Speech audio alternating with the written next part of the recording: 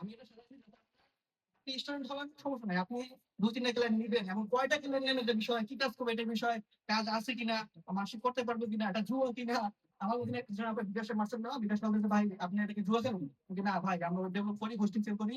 না ভাই আপনি জুয়া খেলেন? আরে ভাই না আমি হোস্টিং সেল করি, হোস্টিং এর প্ল্যাটফর্ম পেমেন্ট আসে। আর সে যে বিকাশে অনলাইন অফলাইন দুইটা সেক্টর আছে, বাট সে ওই জ্ঞান নাই যে এটা জুয়া কিনা। তো এখানে কিন্তু কাজ আপনার। তো এখানে কয়েকটা বিষয় আছে, অনলাইন বেস করবেন, কন্টেন্ট প্রয়োজন। এখন ভিডিও করলেন, এই ভিডিওটা হবে, এখানে ছবি আসবে, আপনাদের ছবি থাকবে, এগুলো টেলিগ্রামে দেওয়া হবে বা আনস্ক্রাবে দেওয়া হবে, এগুলো এডিটিং করা লাগবে।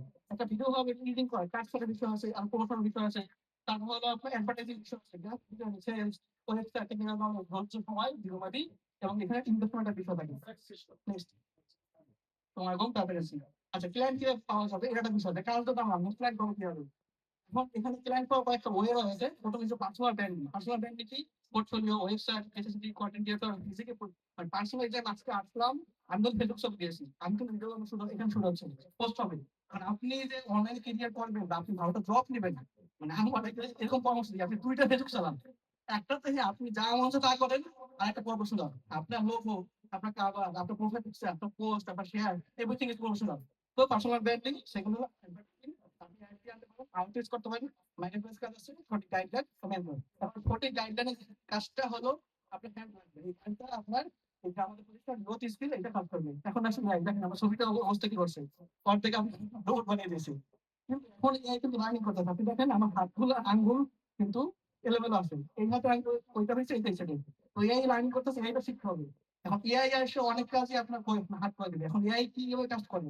এআই ফার্স্ট আপনার ডাটা নিবে, ডাটা নিয়ে তারপর সে আপনার ওটা আউটপুট রেজাল্ট দিবে, সে প্যাটার্ন বুঝবে। তারপর এআই কি একটা চাকরি দিয়ে নিবে কিনা, নাকি এআই কে যে ব্যবহার করতে জানে সে তোমার জায়গা নেবে। সেম আপনার জবের মতো যে আপনি স্কিল আছেন, তো আপনাকে জব দেবে। সেম আপনি এগুলো সেলস বাট আপনি স্কিল আছে, তার নাই, আবার নিয়ে নেবেন। তো এখানে এআই যদি আপনি জানেন তাহলে থাকবে, এআই যদি না থাকে তাহলে থাকবে না।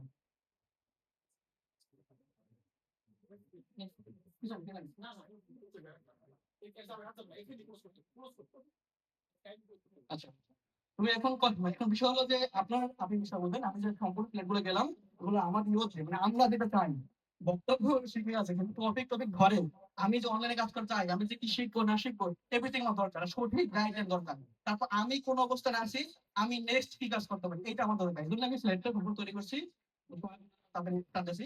তো এই ছিল আজকে বিষয় যে আপনি ওখান থেকে যাবেন, আগামী ১ বছর পর আপনি কোন জায়গায় যাবেন এইটা আপনাকে এখান থেকে সিদ্ধান্ত নিতে হবে, এবং বাসায় যেও এটা আপনি ভাববেন যে নোট করবেন যে আমি কোন জায়গা দিতে চাই, আমি কোনটা করতে চাই, সেইটা যেই বিষয় যে অভিজ্ঞ তার কাছ থেকে সেই পরামর্শ দিবেন। এই ছিল আজকে বক্তব্য। ধন্যবাদ সকলকে। আসসালামু আলাইকুম।